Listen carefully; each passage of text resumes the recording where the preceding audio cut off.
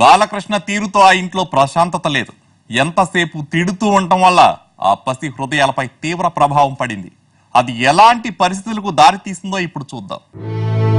తండ్రి ఇల్లు విడిచి వెళ్లిపోతుంటే ప్రేమ్నాథ్ షాక్ తో చూస్తూ ఉండిపోయాడు. ఇన్నాళ్లు మమ్మల్ని దగ్గరకు కూడా రానివని నాన్న ఇప్పుడు ఏకంగా ఎక్కడికో వెళ్లిపోతున్నాడు. ఏం తప్పు జరిగింది, ఏమైంది అనుకున్నాడా చిన్నారి. మనసులో భయం, కళ్ల నిండా నీళ్లు. ఇటు తల్లి అక్క వెక్కి వెక్కి ఏడుస్తున్నారు. రాములమ్మ పిల్లాడిని దగ్గరకు తీసుకుని, ఒరే ఇక మన కుటుంబానికి నువ్వే దిక్కురా నాయనా అంటూ ఏడ్చేసింది.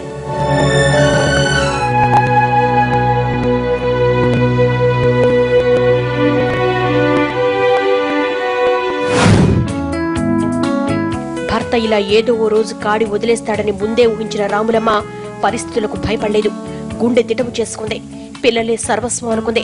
నోరు మంచిదైతే ఊరు మంచిదవుతుంది కదా. ఆమెకు చదువు లేకపోయినా లోకజ్ఞానం ఉంది. కూరగాయలమ్ముతూ పిల్లలిద్దరినీ పెంచేది, స్కూళ్లకు పంపించేది. వాళ్ళు బాగా చదువుకొని జీవితంలోకి పైకి రావాలన్నది ఆమె కోరిక.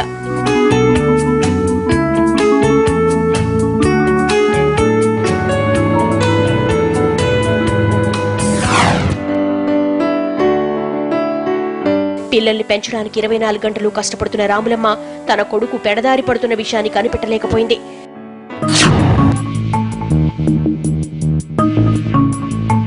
ఓ రోజు రోడ్డుపై క్లాస్ టీచర్ కలిసింది. మీ అమ్మాయి నిర్మల బుద్ధిమంతురాలు, ఎంతో తెలివైంది కూడా, బాగా చదువుతోంది. ఎటొచ్చి నీ కొడుకే తేడాగా ఉన్నాడు. భయం ఎక్కువ, ఎవరితోనూ మాట్లాడు, ఎప్పుడూ ఒక్కడే ఉంటాడు. ఎందుకలాగో ఇంట్లో బాగా కొడతారా అని అడిగింది. కొడుకెందుకు భయపడుతున్నాడో, ఎందుకు ఒంటరిగా ఉంటున్నాడో రాములమ్మకు బాగా తెలుసు.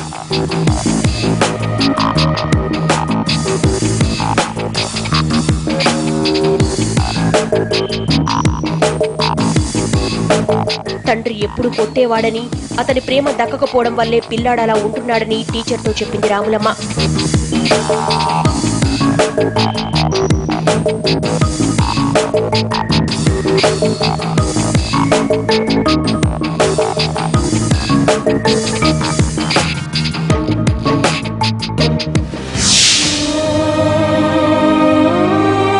ఆ రోజు ఆదివారం. వీధిలో పిల్లలంతా ఆడుకుంటున్నారు. ప్రేమ్నాథ్ మాత్రం ఇంట్లోనే ఉండిపోయాడు. అతనికి స్నేహితులు లేరు. ఎవరితోనూ ఆడుకోవాలని అనిపించదు.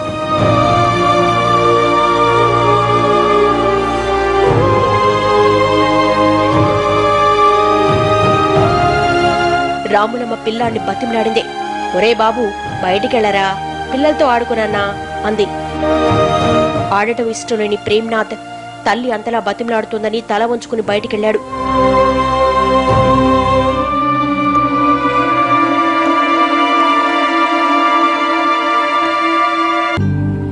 వెళ్లినవాడు పిల్లలతో ఆడుకోకుండా ఒంటరిగా ఉండిపోయాడు.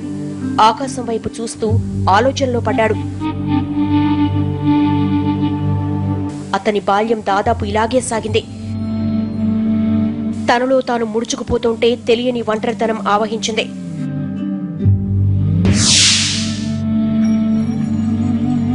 రోజులు తిరిగాయి, సంవత్సరాలు గడిచాయి. ఇప్పుడు రాములమ్మకు 60 ఏళ్లు. ఇంటి పట్టునుంటూ వేళకింత తింటూ హాయిగా విశ్రాంతి తీసుకోవాల్సిన వయసులో కూడా ఆమె కూరగాయలు అమ్ముతోంది. కారణం, ఇంకా ఆమెకు బాధ్యతలు మిగిలిపోయాయి.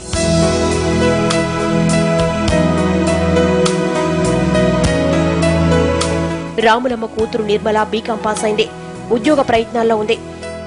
కూతురు పెళ్లి చేస్తే తనకు బాధ్యత తీరిపోతుందనుకున్న రాములమ్మ ఆ శుభ గడియల కోసం ఎదురు చూస్తోంది. అందుకోసం రోజువారీ సంపాదనలో కొంత మొత్తాన్ని పొదుపు చేస్తోంది.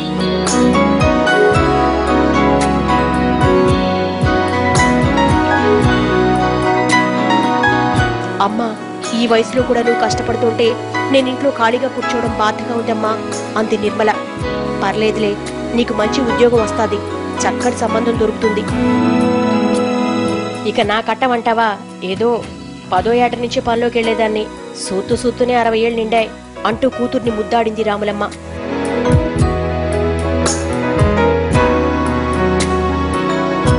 ఆమె చింతంతా కొడుకు ప్రేమ్నాథ్ గురించే. ఇతనే ప్రేమ్నాథ్, రాములమ్మ కొడుకు. 25 ఏళ్లు నిండినా ఇంకా పెళ్లి ఆలోచన లేదు. చదువు అంతంత మాత్రమే. ఐటీఐలో టెక్నికల్ కోర్స్ చేశాడు. కొన్నాళ్లు స్క్రీన్ ప్రింటింగ్ పనిలోకి వెళ్లాడు. కానీ అక్కడ స్థిరంగా ఉండలేకపోయాడు. ఎప్పుడూ తనదైన లోకంలో ఉండే ప్రేమ్నాథ్తో ఎవరు మాత్రం కలిసి పనిచేస్తారు? అందుకే స్థిరమైన ఉద్యోగం లేదు.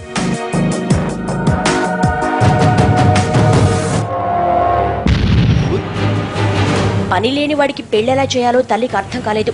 ఈ సమస్య ఎప్పుడు పరిష్కారమవుతుందో తెలియక ఆమె దిగులు పడేది.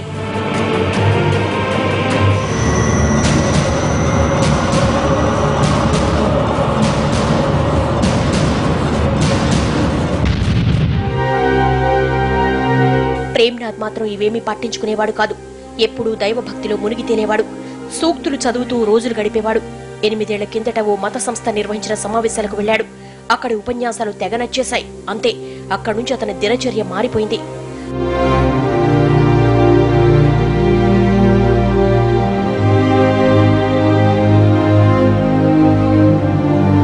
అసలే ఎవరితోనూ కలవని ప్రేమ్నాథ్ పూర్తిగా ఒంటరి వాడైపోయాడు. పవిత్ర గ్రంథాన్ని చదవడం, ప్రార్థనల్లో మునిగి తేలడం ఇవే అతని దినచర్యలైపోయాయి.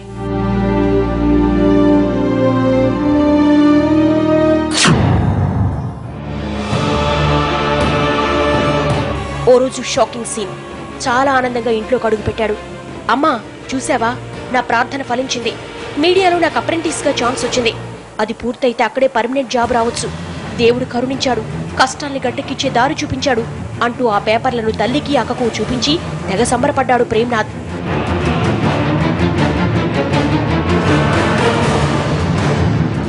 కొడుకు ఉద్యోగంలో స్థిరపడితే పెళ్లి చేసి బాధ్యతలు తీర్చుకోవాలని రాములమ్మ ఆశించింది.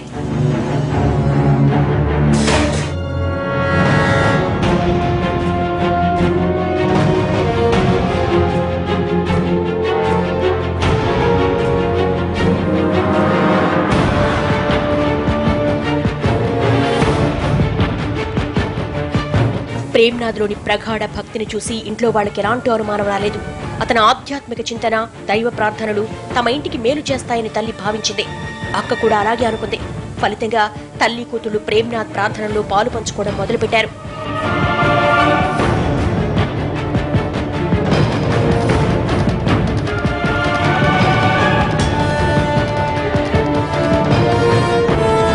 ప్రేమ్నాథ్ పవిత్ర గ్రంథాన్ని చదువుతూ అందులోని విషయాలను వాళ్లకు బోధించేవాడు. దైవ కృప కోసం వాళ్లతో ప్రార్థనలు చేయించేవాడు.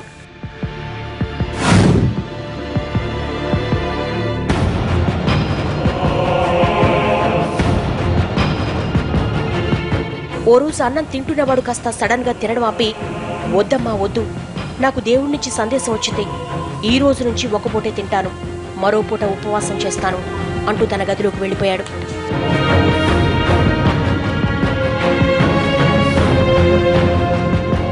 ప్రేమనాథ్ది దైవభక్త లేక పిచ్చ?